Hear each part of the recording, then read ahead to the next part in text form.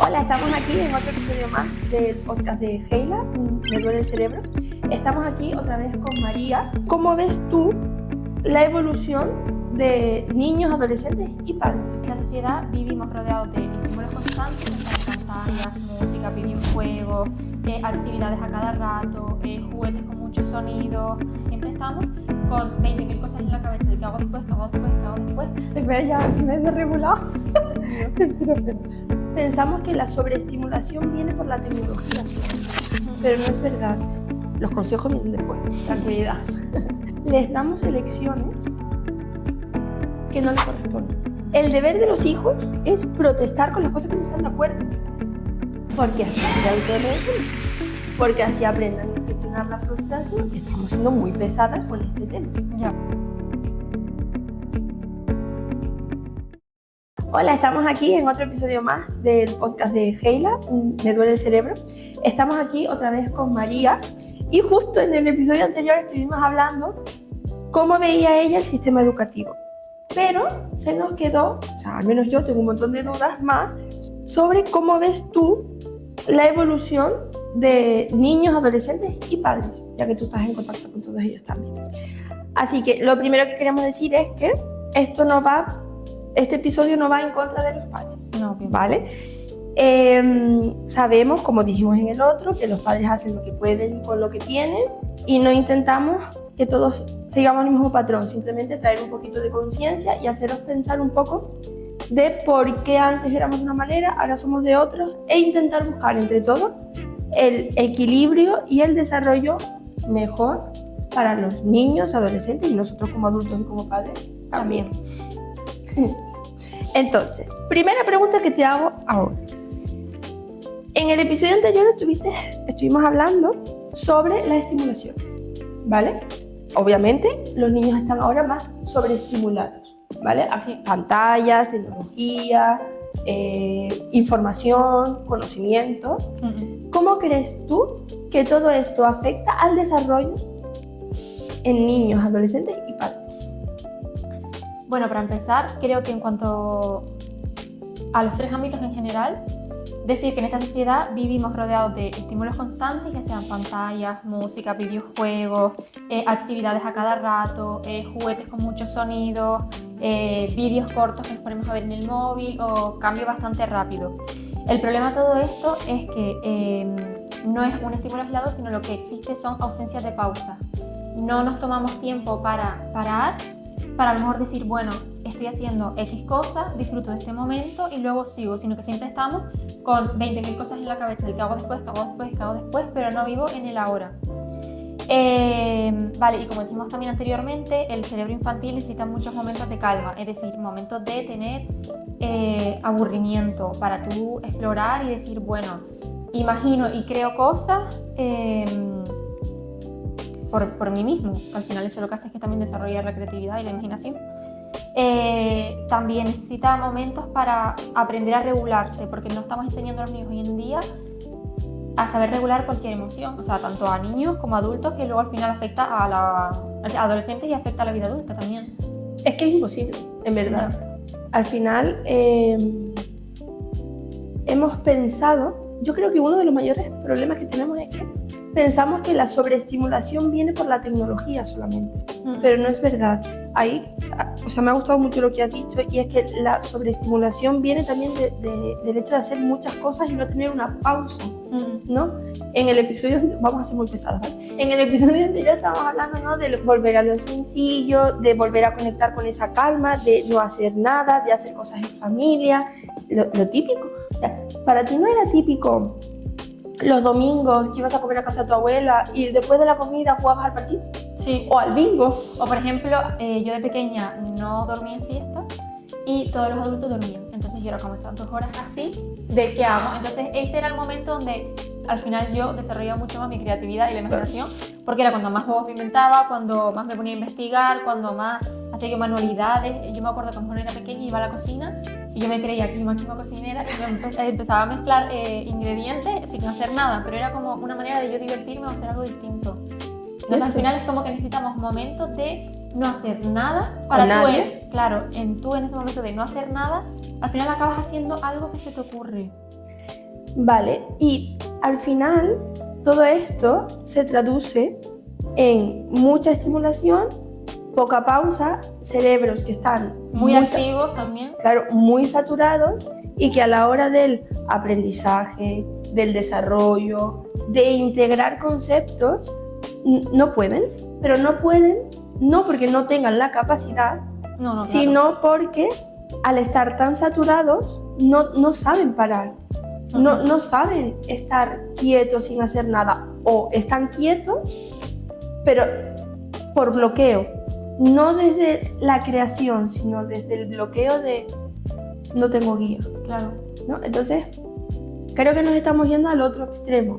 Sí. Creo que nosotras en nuestra época éramos más de vivir más todo en soledad.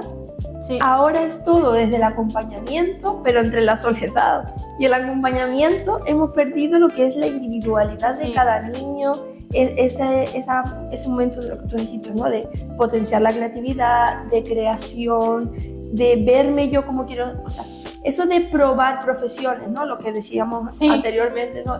Ahora juego a ser cocinera, ahora juego a ser cajera, ahora juego a ser profe, ahora juego a ser azafata, ahora juego a ser mamá. Claro. Te vas colocando diferentes roles que te acercan a distintas realidades, que lo que hacen es que tú puedas el día de mañana decir, pues esto me gusta, esto no. Exacto. Porque al final estamos viendo a adolescentes, que esto pasa en la infancia, ¿no? Y al final, a consecuencia directa, se va aquí en la adolescencia, que tú les preguntas, ¿qué quieres ser mayor? No sé. Ya. Y es que yo creo que todo esto lo que hace es que afecta a la capacidad del niño de esperar, el tener o no tolerancia, el que te aumente o no la frustración, como todo es inmediato, no tengo esa paciencia de esperar a que algo ocurra o a que me den algo o a que me digan que sí, es como que lo quiero todo ya porque sí, porque me apetece. Porque luego, una de las cosas que me estoy dando cuenta que ya no pasa es antes y ahora, ¿vale? Antes, cuando teníamos que esperar, yo no necesitaba hacer nada para poder crearme un mundo imaginario. Ahora, la espera tiene que ser activa, es decir, hay que hacer algo para que tú puedas esperar. Porque eso de estar sentado creándote un universo paralelo donde cazas dragones no existe. Y creo que eso influye negativamente el haber perdido esto a nivel escolar, por supuesto, a nivel emocional, ni hablemos, y a nivel de capacidades cognitivas también. Entonces, todo nos está llevando como a un pozo que es terrible y que nosotras aquí vemos que los padres no saben cómo salir de ahí. Los consejos vienen después, tranquilidad. Sí. ¿Vale? Una pregunta. ¿Tú crees que el exceso de pantalla, de sobreestimulación, de actividad está influyendo en el lenguaje, en cómo se comunican? A ver, respondiendo a la pregunta, sí. Yo, para empezar, creo que las pantallas realmente no son negativas y no son malas, tanto para niños, adultos y adolescentes y adultos, pero sí considero que llegan a ser muy malas o si llegan a convertir en un problema cuando estás sustituyendo una experiencia fundamental por ponerte a ver la televisión, por ejemplo, o por jugar a un videojuego. Sí que creo que hay momentos en los que podemos llegar a utilizar esos recursos, porque todos los hemos utilizado, pero siempre desde un control, desde unas normas, desde un horario o desde... Sí, más o menos eso. Yo no recuerdo en mi adolescencia preferir quedarme en mi casa viendo la tele antes que salir. No, yo tampoco. Y a mí esto me preocupa. O sea, como persona adulta que ve adolescentes, a mí esto me preocupa.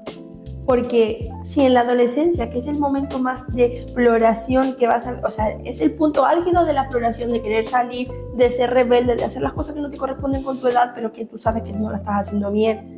Si no las haces ahí, ¿cuándo las vas a hacer? Claro, y el problema es que prefieren quedarse en la habitación jugando videojuegos o estar aislados, porque al final es una manera de aislarse de la sociedad. Te estás aislando de tu grupo de amigos, de tu familia, por querer estar todo el día jugando un videojuego, que puede ser divertido en algún momento, en un periodo corto de tiempo, puede estar bien, pero no puede formar parte de tu vida diaria.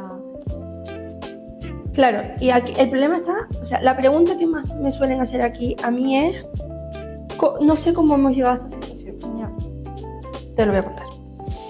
A esta situación se llega porque les damos elecciones que no le corresponden. Por ejemplo, tú a un niño, yo considero, mi opinión, a ver cómo opinas tú, que a un niño tú no le puedes preguntar si le apetece ir a un cumpleaños o no.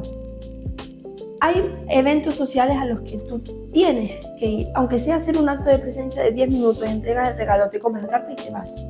Más que nada porque si es tu hijo y tú invitas a un compañero del cole, ¿a ti no te gustaría que ese compañero del cole viniese al cumpleaños de tu hijo? No, claro, claro. Porque tú como madre, bueno, hoy en día sí, porque hablamos todos por WhatsApp, ¿no? Pero de normal tú no sabes cuántos compañeros han sido invitados, si eres el único amiguito, si no. Entonces, hay elecciones que un niño no puede hacer. Para mí, los cumpleaños son de obligada asistencia. O sea, para poner un ejemplo. Sí, por ejemplo. O por ejemplo, ¿te apetece ir a comer fuera? Perdón, nos vamos todos a comer fuera. Claro. No puedes decidir eso si quieres ir a la playa. No, nos vamos a la playa. O sea, ¿qué es esto? Es que nosotras de pequeño yo creo que no cuestionábamos eso. No. Pero ¿vamos o no vamos? No, era la familia creaba el plan y íbamos. Claro, no se preguntaba sí o no, o vamos o no vamos. Era como se hacía un plan y vamos. Yo te puedo preguntar, ¿qué prefieres comer hoy? Vamos a comer fuera. ¿Prefieres comer en un italiano o prefieres comer McDonald's? Porque a mí, tutora responsable adulta funcional, me da igual comer A o B. Y también está bien hacerles partícipes a lo mejor de alguna decisión, que ellos digan, vale, me escuchan y puedo elegir algo. A lo mejor les hace ilusión también. O no siempre. No, ya. Tú puedes planificar el plan completo. No, claro. Y que ellos protesten. Su deber es protestar. Ya. ¿Sabes? O sea, el deber de los hijos es protestar con las cosas que no están de acuerdo. Porque así se autorregulan. Porque así aprendan a gestionar la frustración, que estamos siendo muy pesadas con este tema. Ya. Pero es que así es como se aprende, haciendo cosas que no quieren hacer, Ya.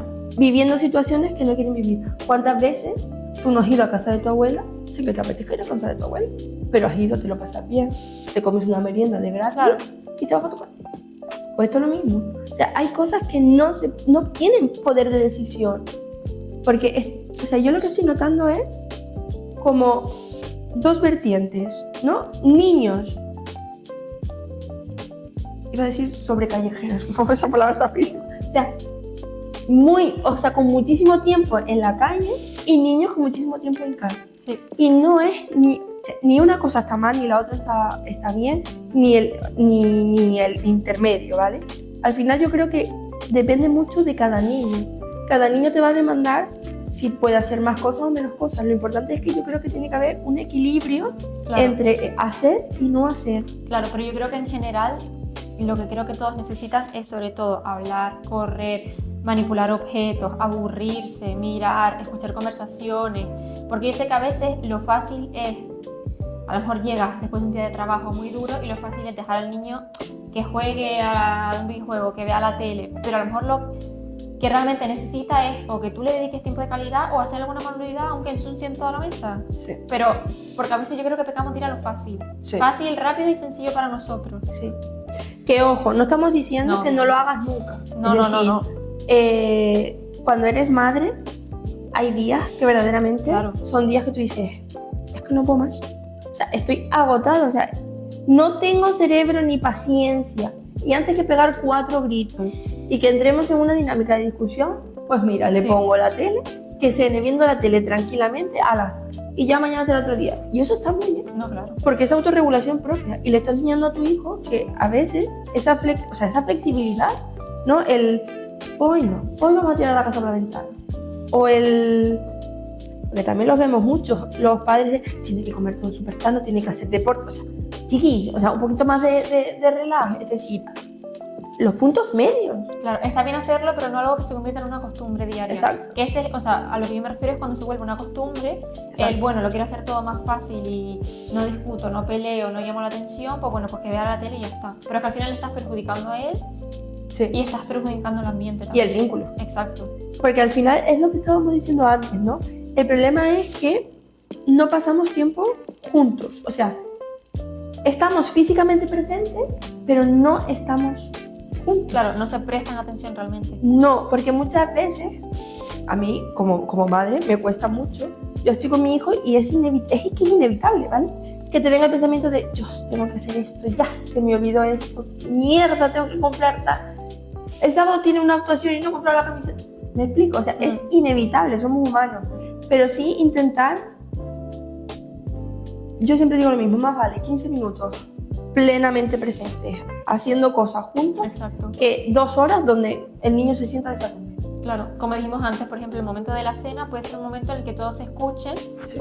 y que pasen tiempo de calidad. Exacto.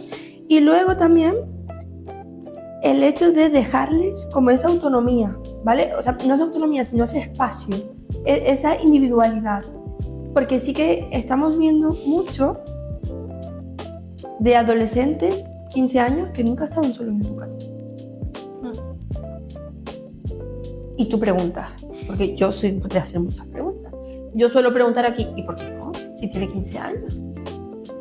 Normalmente la respuesta es, ¿y si le pasa algo? Claro, la sobreprotección, los miedos, el decir, bueno, pues mejor lo hago todo yo, lo hago rápido, que no esté solo, pero al final tiene que enseñar al niño a vivir en la sociedad. Claro, y al final esto conecta con lo que estábamos diciendo antes, ¿no? Cada edad tiene un poder de acción y de decisión, ¿vale? Y es muy importante conocer esto, porque como padres va a ayudar mucho a saber en qué rango moverte, en qué estructura, ¿no? ¿Qué estructura pongo? ¿Cómo la pongo? ¿Dónde pongo el límite? ¿Dónde no? Porque una de las cosas que más cuestan como padres es poner un límite y mantenerlo. Sí. Sobre todo si estamos hablando de la adolescencia. Porque aquí ya entramos con los conflictos de salimos, no salimos, mentiras. Entonces, es fácil que nosotros nos sentemos aquí y digamos, no, es normal que te mientan. No, eso es la adolescencia, es normal que ahora tú seas el enemigo. Sí, eso lo sabemos todos, pero eso, como padre duele. No, hombre, claramente. Duele muchísimo. Claro. Yo intento siempre decir el mismo consejo y es que es una fase donde lo que están haciendo es poner en cuestionamiento lo que le habéis enseñado como base de valores, de ideas.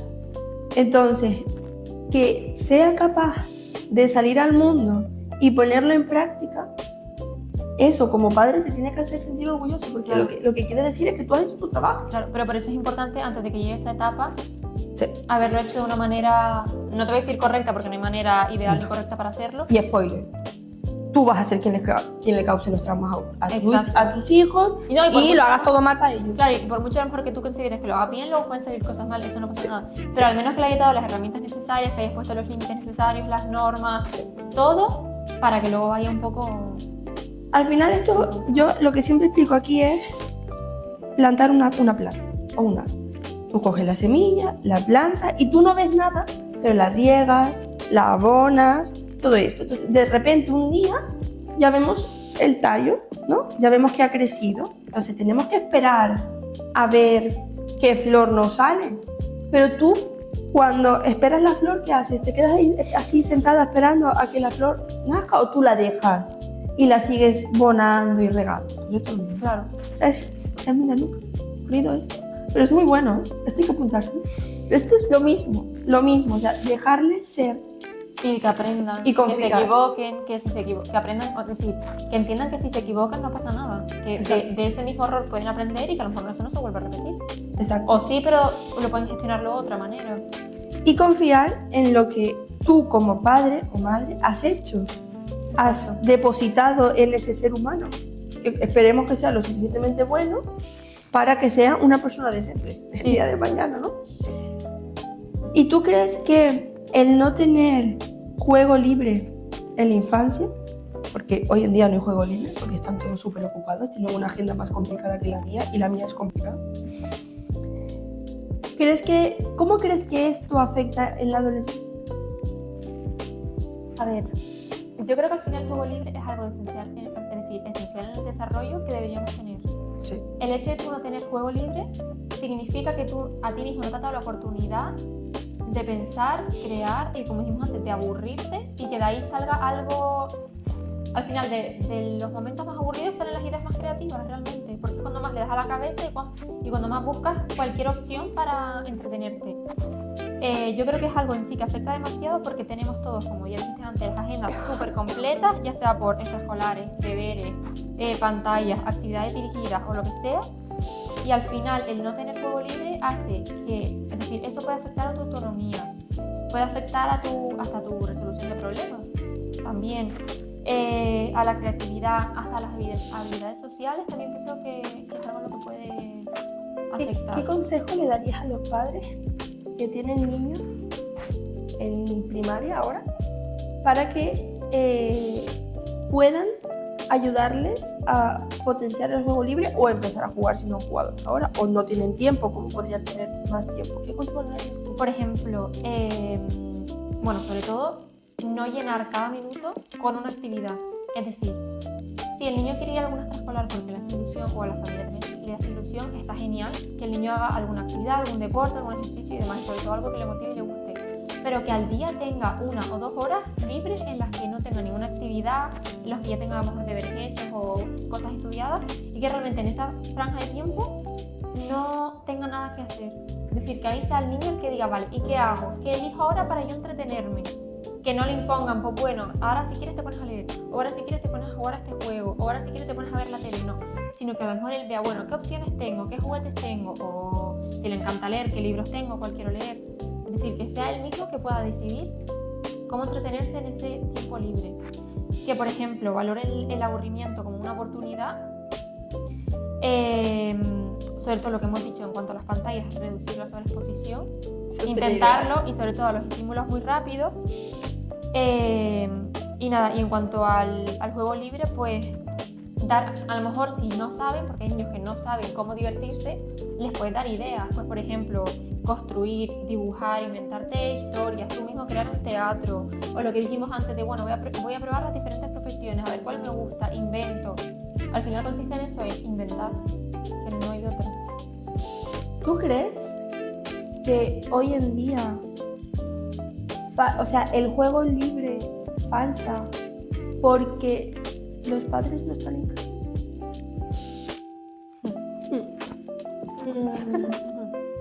A ver, Melón, hemos salido. Es una buena pregunta. A ver, es que hoy en día también el problema que hay es que los adultos trabajan mucho, pasan muchas horas fuera de casa y ya cuando vuelven o cuando los niños regresan a casa es muy tarde, a lo mejor para tú considerar una opción de juego libre. También lo puedo entender, que ya es hora de llegar y acostarte. Entonces, es que es complicado también, yo creo que la conciliación de horarios escolares y horarios de trabajo es complicado, no sé. Yo sí que creo que afecta mucho. Porque para tú poder tener juego libre, también, aparte de todo lo que has dicho tú, que estoy 100% de acuerdo, también necesitas seguridad. No, claro. Y esa seguridad solo te la pueden dar los padres. Esa seguridad de explorar, de poder crear desde el entorno, aunque sea dentro de mi habitación, sí, claro. Porque me están cuidando mis abuelos, pero no es lo mismo. No. Porque tu sistema está en alerta porque tus padres no están. Entonces, otra vez, no volvemos a remontar a lo que estábamos diciendo. Sí. Y es necesario pasar más tiempo en casa juntos. Claro. Y juntos nos referimos a juntos físicamente. No solo compartiendo espacio. Sí, y en presencia. Y también juntos jugando en paralelo, ¿no? Que esto se usa mucho últimamente. Vamos a hacer cosas en paralelo. Yo leo y tú también. Leemos juntos, cada uno lo suyo. Eso está muy bien, porque estamos haciendo algo juntos, pero individual. Pero cada uno, exacto, algo que le gusta. Claro, ¿qué pasa? Esto con un adolescente está muy bien, con un niño está muy mal. Porque aquí el niño sí que necesita como ese espacio, ¿no? Esa soledad para poder crear, para poder hablar, para poder pensar, para poder inventar, sí, para cualquier cosa. Para enriquecerse con su mundo interior, ¿no? Entonces, esto, he sido muy pesada con esto, pero porque me parece que es un tema importante y quiero dejarlo muy claro. Y esto me lleva a hacerte otra pregunta, y es, ¿qué diferencia notas tú entre un niño que sí tiene mundo interior y que no tiene mundo interior? O sea, dentro de un aula, tú eres capaz de ver, sin interactuar con ellos, simplemente observando, tú eres capaz de verlo. ¿Te refieres a lo mejor en cuanto a la creatividad? Sí. A ver, yo creo que eso sobre todo, yo creo que es algo que sí se ve reflejado en el momento de, a ver, en un aula a veces hay tiempo un poco de juego libre. Sí. O en el patio sobre todo, que tú estás viendo qué hacen, qué no hacen, a qué juegan, a qué no juegan, se nota un montón. Quien sí a lo mejor tiene esa creatividad o a quien sí le han dado esa oportunidad de creación de tu propio espacio, tus propios juegos, y quien no. O a lo mejor hasta los tipos de juegos que juegan. Pregunta, que no tiene nada que ver con lo que estamos hablando. Vale. Me ha venido y me ha conectado. ¿A qué se juega ahora en el? Es una muy buena pregunta. A la que no estoy muy segura. Bueno, cuando tú estabas, ¿qué viste? Más o menos, que te Vale. acuerdes. Hay un poco de todo. Porque están los juegos tradicionales, me refiero de con balones y demás. Vale, bien. También están los niños o las niñas que se llevan sus propios juegos al patio y a lo mejor ahí mismo comparten. Vale. O sea, juegos de juguetes. De juguetes, sí, manipulativos. Vale. Y luego ya pues simplemente niños que inventan juegos hablando o corriendo, jugando y demás. Vale. A veces yo creo que también juegan a crear situaciones que ven o que han vivido, a lo mejor que ven en adultos, como que repiten X situaciones. En vez de nosotras jugar las profesiones, pues a lo mejor ellos juegan a repetir X situación que han visto en casa o X situación que han visto en la calle. Claro, te hago esta pregunta porque me he acordado mientras estabas hablando de... O sea, me han venido como 3 niños a mi mente. Yo esta pregunta la hago mucho. ¿A qué juegas en el patio? Y ellos me dicen, ¿hacemos que grabamos vídeos? Claro, mucho A mí esto actualidad. me alarma mucho, ¿vale? O sea, porque no estoy hablando de adolescentes, que bueno, es discutible, pero bueno, te lo compro. Estamos hablando de niños de entre 6 y 10 años, Sí, más o menos ahí, ¿vale? Luego tengo otros que me han dicho que ellos juegan al Fortnite. en el patio. Sí, o sea, nunca entendí cómo se puede jugar al Fortnite en un patio. Pero ellos juegan, o sea, no al videojuego, sino como que ellos se Son los recrean. personajes, vale. Sí. Y luego tengo el otro, me dijo que en su cole lo que se llevaba era jugar a, o sea, lo que en nuestra época era los policías y los ladrones. Pero no me acuerdo, me dijo unas palabras muy raras y yo dije, ¿qué? Pero más o menos era esto, y fue como, bueno, Lo bien. llamaba los policacos. No, pero me dijo otras palabras muy modernas. Claro, demasiado puede ser. para mi cerebro. Pero, o sea, fue como, vale, hay juegos de toda la vida que se siguen Sí, siguen funcionando. habiendo muchos juegos de toda la vida, pero luego es eso, que crean, a lo que yo te dije, de crean situaciones de la vida actual, a lo mejor que para niños de esa edad no deberían. Lo de grabar TikToks, o lo de que yo en mi época lo que hacía era poner música y nos creábamos nuestro país. Por Claro. ejemplo, que es diferente. Claro, entonces al final, con toda la tecnología y con toda la información, estamos agrandando su mundo o estamos haciéndolo más reducido. Yo creo que sobre todo lo que estamos haciendo es eliminar muchos juegos tradicionales ¿Vale? y no imponiendo, pero como añadiendo, sobre todo juegos más tecnológicos. No sé si me explico. Sí, yo te entendí. No sé si ella está hablando.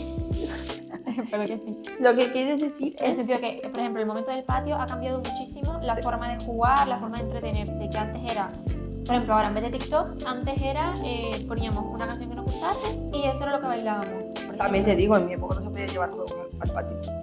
Claro, Era es que o caminabas por el patio dando vueltas, yo también lo que tenía en el patio era con lo que podía usar. no Nada. habían balones, porque eso implicaba guerra, o sea, ríete tú de Troya, con lo que podría significar un balón en el patio en la hora del Ya. recreo. Y yo recuerdo que mis compañeros se hacían, con los desayunos, se hacían pelotas Y con eso de jugaban. aluminio y jugaban con eso. También. Dependerá también del profesorado en ese momento, Sí. del centro, de las Y de normas. los comportamientos de Es los que yo niños. creo que también depende de cada centro, también lo que dejen Sí. o no dejen hacer. Sí. Entonces, creo que es importante, y vuelvo a recalcar, el hecho de ayudarles a enriquecerse internamente. Porque estamos criando niños disfuncionales para la edad adulta. Y a mí esto me preocupa mucho como psicóloga, que estoy viendo dramas en la adolescencia que para nada deberían estar ahí. Claro. O acciones, es decir, o maneras de comportarse de los niños que realmente no están adaptadas a su edad. Es decir, niños que dicen X cosas o que actúan de qué manera que no deberían hacer para la edad que tienen. Claro, como que se intentan siempre adelantar. Sí. Esto O comportar como adultos cuando no lo son. Claro, es como, vive la época que estás viviendo. Si eres un niño, pues vive la época de un niño. Si eres, claro, pero no... Esto ha pasado siempre. Ya. O sea, siempre hemos querido ser más mayores de lo que somos, sobre todo en la adolescencia. O sea, ¿quién con 15 años no ha deseado tener 18? Ya. Pero luego llegas a los 18 y dicen, pues nada. Bueno, ni No nos tiene queda nada de guay. Exacto. Esto no es el problema, porque es algo como, me parece hasta natural y bonito. El problema es, valga la redundancia, los problemas que se presentan Claro. a estas edades. Sí, Yo sí, con sí. 15 años, mi mayor drama era que el chico que me gustaba, yo no le gustaba. O sea, ese era mi mayor drama, y que tenía que aprobar y que tenía que estudiar. Ok. Vale. Ahora yo veo niños, porque para mí siguen siendo niños, 15 años, con dramas de 3 años llevo con depresión, con una ansiedad desbordadísima por las nubes, no saben parar, con una autoexigencia tremenda, Claro. o sea, todo como adelantado y desvirtuado. Niños con 10 años en plena preadolescencia, que tú dices, wow. Sí. Esto a mí me asusta, porque ¿a dónde les estamos llevando? ¿Cómo hemos llegado a que los niños de 10 años sean preadolescentes? Si es que siguen siendo, si es un niño. O sea, Claro, es que es eso, no está viviendo la etapa que debería vivir. exacto. ¿Y, O jugando a lo que debería jugar. ¿Y crees que hay alguna manera de frenar esto? Es que, ¿Tú como profe podrías hacer algo con esto? claro, es que es muy complicado porque no sé si es tan fácil realmente No lo llegar a es. frenar una cosa así. Porque al final el niño o la niña se está desarrollando y tú no puedes frenar como ese desarrollo y decirle, oye, no. No crezcas. Claro, no crezcas Gracias. o no vayas por ahí, sigue siendo un niño todavía. Y el niño te dirá, pues no, porque yo quiero crecer. También es muy importante la colaboración familia-escuela, porque por mucho que un docente haga, también tiene que contar con la colaboración de la familia para que si en la escuela se hace una cosa, en casa también se haga, o al revés también, para que vayan a la par y el niño diga... ¿Qué harías tú dentro de un año? Imagínate, 10 años. ¿Esto a qué curso pertenece? ¿Quinto, no? ¿Quinto por ahí? No, cuarto, No, quinto. cuarto, Más o menos. Sí. Cuarto, ¿no? depende. ¿Qué harías tú ahí? Claro, pero Para fomentar el hacer cosas de su edad.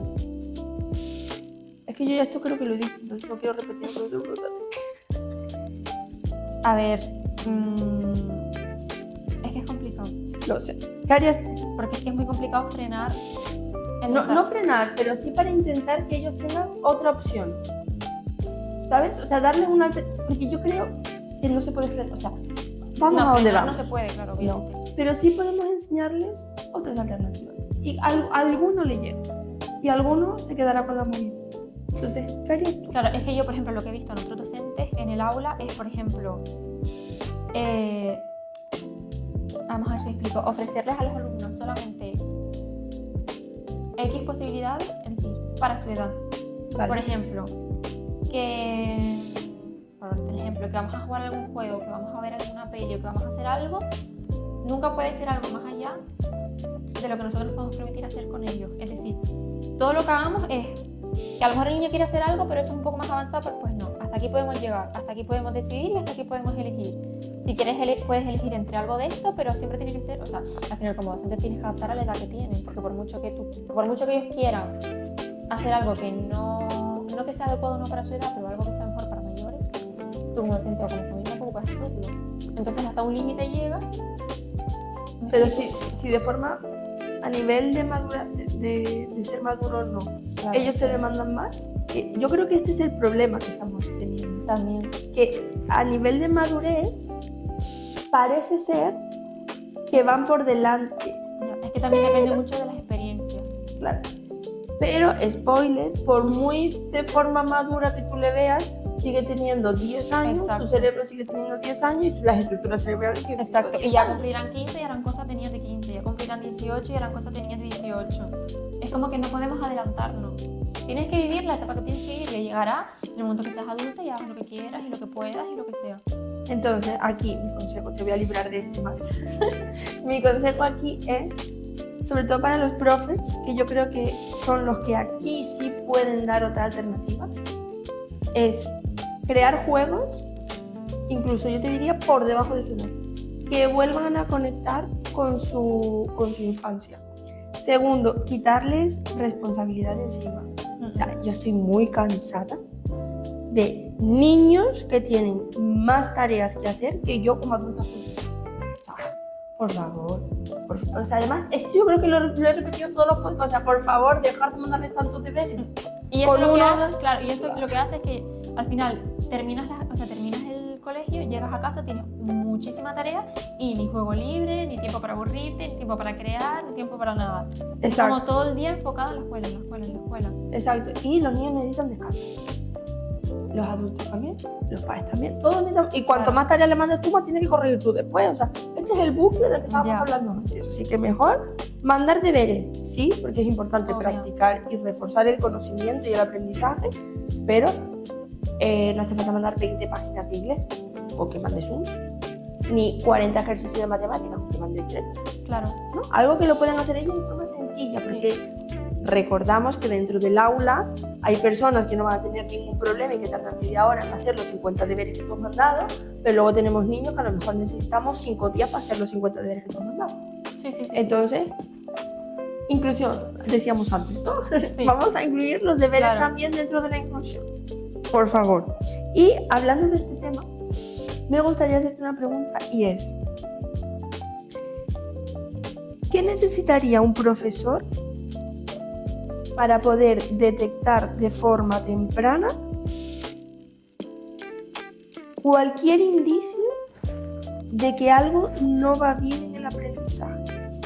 Y ojo, porque no estoy hablando de una necesidad educativa ni de un trastorno, porque muchas veces hay una necesidad, o sea, hay una necesidad real que no llega a ser un diagnóstico, simplemente es un momento puntual, porque a lo mejor es algo emocional, por ejemplo. A ver, bueno, como ya dije anteriormente, por ejemplo, algo que hay que tener en cuenta es que no todas las dificultades llegan a ser un trastorno. Es decir, que hay que tener en cuenta que cada niño tiene su propio ritmo de aprendizaje, cada niño necesita su tiempo. A lo mejor, como dijiste, hay alumnos que en media hora te hacen los 50 deberes, pero hay otros que necesitan 5 horas, pues normal. Yo creo que lo importante es observar si la dificultad que tú estás observando es persistente, si durante a lo mejor X meses es algo que tú ves que se repite, que se agrava, que ya no solamente aparece en la escuela, sino que aparece en otros contextos, en el aula, en la calle y demás. Si realmente consideras que eso está afectando lo que es su aprendizaje o a lo mejor hasta su estilo de vida y demás. Vale, también ver si esa dificultad que tiene a lo mejor le genera frustración, si hace que le baje la autoestima, es decir, hay muchos niños que tienen muchas dificultades, pero eso realmente no llega a ser un trastorno, no tiene por qué ser algo. Y también, por mucho que uno diagnostique, no solo vale tener el diagnóstico. ¡Pum! Ah, vale, tienes esto, toma un informe, diagnóstico y ya está. No. Después del diagnóstico vienen los recursos, las ayudas. Es decir, que por mucho que podamos diagnosticar a un niño y él ya diga, ah, vale, pues tengo esto, vale, genial, pero ¿y ahora qué hago? Porque sigo siendo yo con eso. Entonces, el tema es el disponer de todos esos recursos para tú poder ayudar al niño. ¿Tú crees que a ti como profesora te han formado lo suficiente para poder detectar y poder acompañarlas? Claro, a ver, a mí como profesora, es decir, en la universidad te dan una base teórica. Es decir, a ti te enseñan, por ejemplo, te hablan de las características a lo mejor de cada trastorno, cómo poder detectarlas y demás. Pero nosotros como maestros, ni de broma podemos diagnosticar. Nosotros podemos sospechar y decir, bueno, aquí puede haber un posible tal. Y siempre decir, bueno, si es algo que se agrava, si es algo que me preocupa, o si es algo que ya estoy viendo que puede llegar a ser algo, pues derivarlo o hablar con las familias, hablar con el orientador del centro, muy importante. Pero sí es verdad que como docente no podemos diagnosticar porque no cumple una de nuestras funciones. ¿Pero tú crees que la formación que a ti te han dado sobre esto es menos, igual o necesitarías más? Para poder solo detectar. Claro, a ver, como docente yo considero que necesitaría más información. Vale. Porque es verdad que te dan una base, pero es una base un poco básica y simple. Sí, es Y verdad, genérica. Y genérica, exacto. Porque yo creo que también todo eso te lo da la experiencia, porque por mucho que tú te estudies la teórica, el hecho de trabajar en diferentes centros, conocer a muchos alumnados, te da la oportunidad de que detectes con mayor facilidad. No sé si me explico. Estupendamente. Y es verdad que en la universidad hay una mención relacionada específicamente con la pedagogía terapéutica o la de audición y lenguaje. Entonces, es verdad que eso te ayuda más a aprender a detectar o aprender a diagnosticar. Es algo como que va más enfocado en eso. Vale. ¿Y tú crees que hay forma de poder evitar el sobrediagnóstico o el diagnóstico tardío, que es el otro lado? O sea, o diagnosticamos todo o no diagnosticamos a tiempo. ¿Qué harías tú por ahí? Claro, es que con el no diagnosticar a tiempo ahí hay un gran problema, porque creo que es la situación en la que nos encontramos hoy en día. De la otra también, es decir, creo que a veces diagnosticamos, no por diagnosticar obviamente, pero Bueno, pensando que a lo mejor poniéndole ya un título o teniendo un informe diciendo lo que tiene, parece que ya está solucionado el asunto, y creo que para nada, es decir, creo que aún queda muchísimo por trabajar, es decir, el tener todos esos recursos, los apoyos, los ayudos, los profesionales y demás. Luego, con el tema de no diagnosticar a tiempo, ¿qué pasa? Que eso en el niño, o sea, al final el niño es el que está sufriendo en ese sentido. ¿Por qué?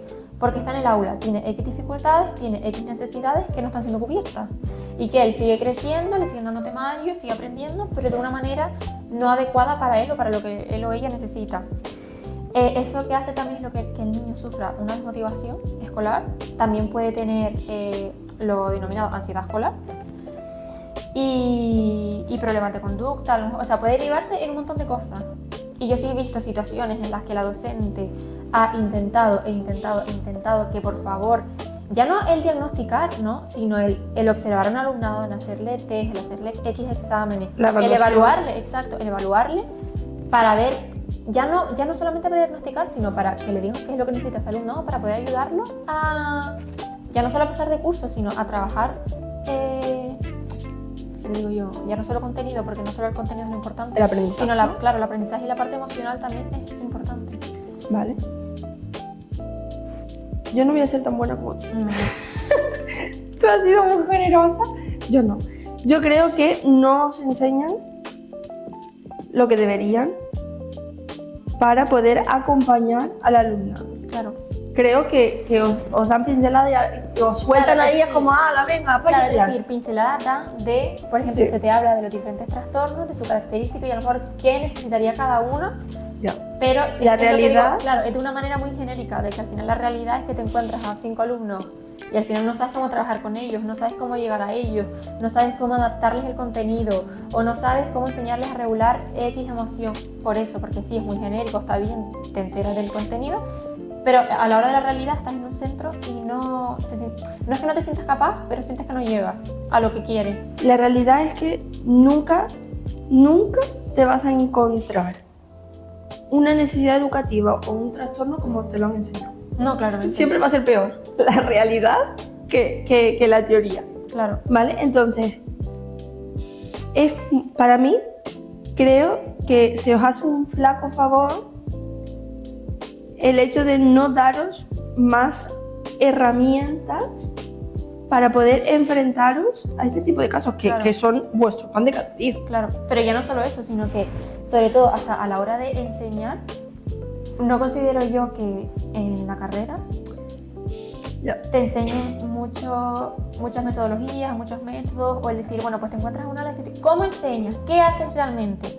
Es como todo muy genérico de las Ya. asignaturas y demás, pero es decir, tú terminas la carrera y te contratan o vas a un colegio a trabajar y te encuentras con una realidad totalmente distinta y tú dices, vale, ¿y los conocimientos que tengo cómo los aplico? O los que me faltan, ¿de dónde los saco? Claro, es como, Te has soltado exacto, y ahora tú apáñatela. claro, siento que no se adapta a la realidad que estamos viviendo. Es como, ¿por qué a mí no me enseñan realmente a cómo llegar a los alumnos? O a cómo enseñar, porque a lo mejor yo puedo ser una persona que tenga conocimiento, pero a la hora de hacértelo entender a ti que le cueste o que no sepa yo trabajar X metodología contigo, o que no se me ocurra de una manera creativa de que tú entiendas un temario que yo quiero que aprendas. Por ejemplo, es como, ¿cómo llego yo a ti de una manera que no sea la tradicional? De, bueno, como profe, todos sentados, yo así, delante de la pizarra, y te digo, y te digo, y te digo. Porque hay muchas maneras de enseñar, no tiene por qué ser la tradicional, como siempre. En no sé qué episodio, yo creo que fue en el del sistema educativo, que lo grabé con Noé, yo dije, a ver si estás de acuerdo conmigo, que dentro de un colegio, para que se puedan cubrir todo este tipo de necesidades y se pueda dar respuesta real y pueda existir la inclusión real, minimísimo, debería haber 5 tipos de profesionales dentro del colegio: el psicólogo, el pedagogo, el psicopedagogo, el orientador y el profesor. Mínimo estos 5, ¿no? Yo decía que el profe es el conducto de aprendizaje. Exacto. Por el que los niños aprenden, pero que tú no tienes por qué ser responsable ni conocedora de toda esta información. Claro. Tú tienes que estar allí dispuesta a que los niños aprendan todo ese conocimiento que tú tienes a través de ti.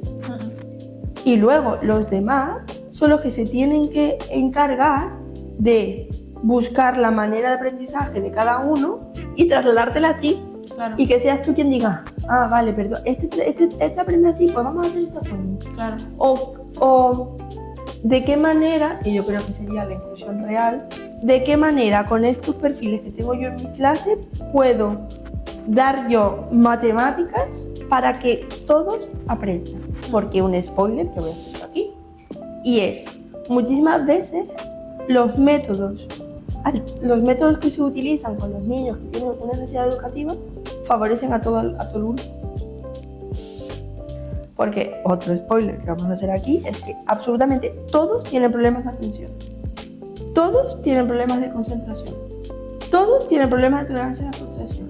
Ninguno sabe leer ni comprender correctamente, porque no es lo mismo leer aquí o estar haciendo ejercicios aquí que luego yo coger y darte un papel. No, claro. La comprensión no es la misma, el cerebro peta. Entonces, ¿no sería mejor, pregunta desde una persona con absoluto desconocimiento, crear una adaptación generalizada para todos? ¿Eso sí sería inclusión? Claro, lo que hablamos antes. Ya sí que sería inclusión.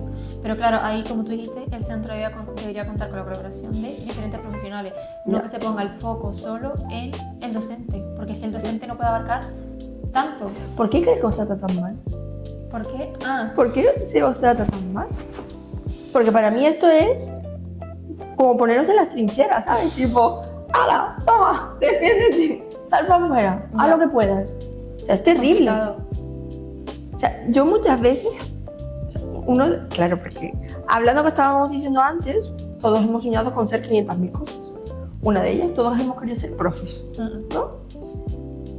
Que para mí se os trata fatal. Es que encima yo creo que es decir, es una de las profesiones más infravaloradas, por así decirlo. Como que las personas que estudian educación primaria es porque no quieren llegar a más, por ejemplo, o los que no quieren ir por ciencia, o no. Es muy bonito coger a un niño de pequeño y enseñarle valores, educarle, hacer que aprenda. ¿Tú no quieres llevar a tu hijo o a tu hija a un centro donde de verdad le traten bien y aprendan? ¿O porque se trata tan mal a los docentes? Yo pienso que es una de las profesiones más importantes.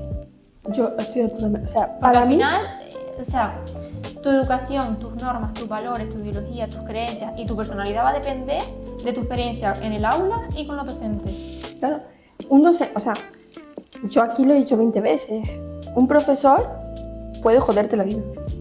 O puede impulsarte para que seas... Claro, o puede crearte en ti emociones negativas. Que tú vayas a la aula, por ejemplo, que tengas a lo mejor un docente súper estricto y que a ti te dé miedo ir al cole por ese profe, que es algo que no debería pasar. Exacto.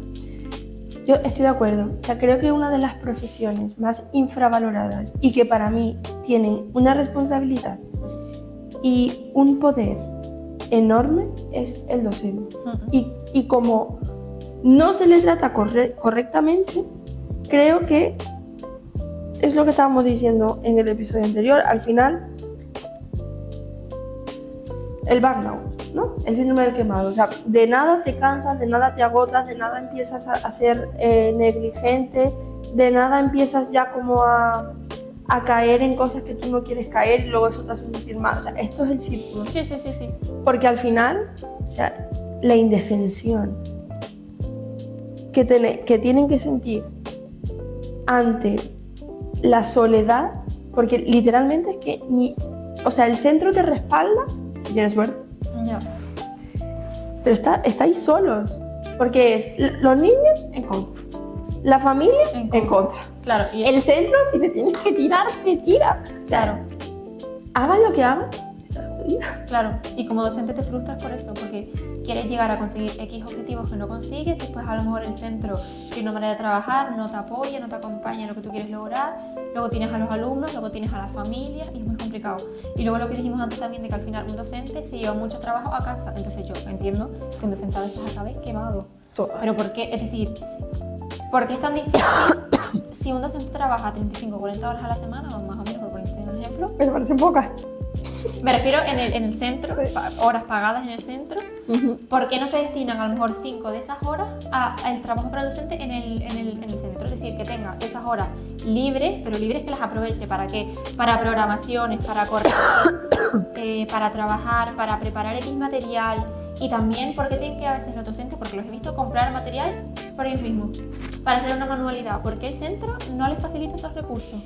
Yo me gustaría porque si quieres que como docente haga actividades creativas que sean divertidas, que llamen la atención y que potencien X cosas, dame el material y yo lo hago. Pero es que muchas veces los docentes se ven en, bueno, pues voy a comprar yo el material porque no lo voy a conseguir, no me lo van a dar o va a tardar y no. Pues lo compran ellos y ellos lo mismo lo hacen. Al final todo es un bucle, ¿no? Un círculo vicioso que se retroalimenta solo y es. Y el final es trágico, o sea, me voy a poner melodramática, pero el final es súper trágico y es que las únicas personas que están pagando las consecuencias son los niños. Exacto. O sea, no entiendo por qué seguimos sin hacer nada. Ya. Por eso estoy siendo súper pesada y estamos volviendo a hablar otra vez de este tema, para ver si empezamos a hacer cosas y empezamos a hacer un cambio, porque yo no soy de las personas que piensan que los cambios vienen haciendo cosas súper grandes. Claro, no, y no solo vale quejarse de que X cosas no se hagan, sino, oye, ¿esto no te parece bien? Pues vas al centro y dices, pues yo quiero que pase esto, quiero este cambio, quiero tal, y entre más personas vayan para que ese cambio pase, probablemente surja y se haga. No de la manera así tan fácil, tan rápido, tan mágico, pero si al final todo el mundo se queja de puertas para adentro y no vamos a reivindicar lo que queremos cambiar. Creo que el primer cambio debería ser respetar al profesor, ¿no? Ya, sí. Vamos a empezar por el primero. Para empezar. Vamos a empezar por el primero y es respetar al profe, no cuestionar de forma continuada al profesor, porque nos duele, son nuestros hijos, lo sabemos. Nos duele que nos digan cosas negativas de nuestros hijos. Coño, pues claro, son tus hijos, lo has parido tú, te duele. Pero creo que es más fructífero para todos que, aunque es normal que tú pienses, pero este idiota, ¿por qué le ha dicho esto al niño? Perfecto, pero no se lo digas al niño. Claro. Te lo callas, tú lo gestionas con el niño buenamente puedas y qué pasó, qué pensaste tú, qué hiciste, qué fue lo que dijo el profe, claro. ¿Cuál es la consecuencia? Bueno, pues esto fue lo que dijo el profe, pues hay que hacerlo. Claro, no ir en contra del profe. Claro, y luego, si tú no estás de acuerdo, le escribes un correo al profe. Obviamente. Mira, pides una tutoría. Exacto.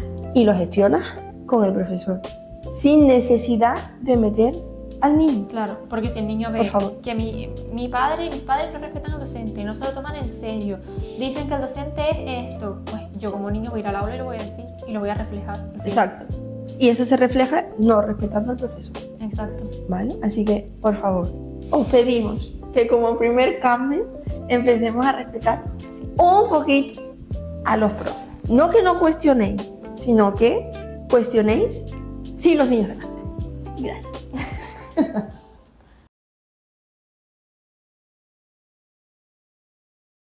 Hace 50 años, un adolescente, un preadolescente de 11, 15 años podía trabajar porque tenía la madurez para poderlo hacer.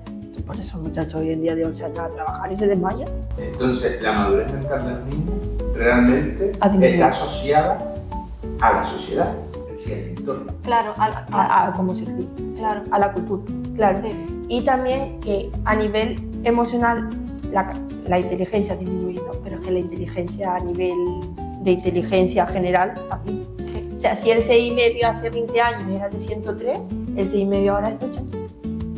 Lo que implica que no hay tanta madurez, no hay tanta empatía, no hay tanta capacidad, no hay tanta resiliencia, no hay nada.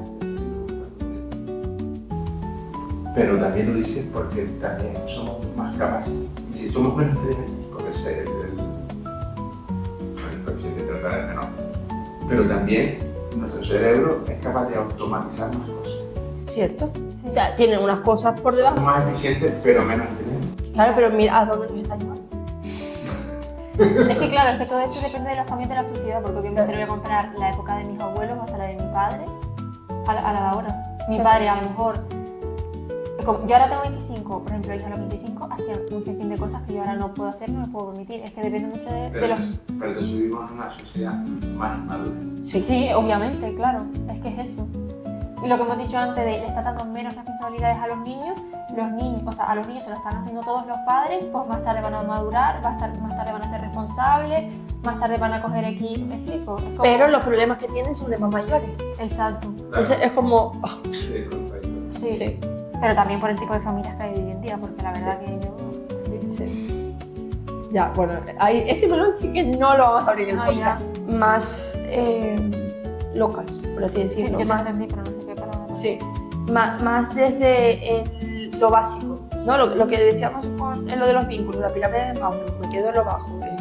¿Cómo tengo descendencia y para adelante? O sea, como no me puedo autorrealizar yo, pues me realizo a través de mis hijos. Claro, como que no tienen esas aspiraciones. Eso, Vamos. aspiración, gracias. Idiocracia.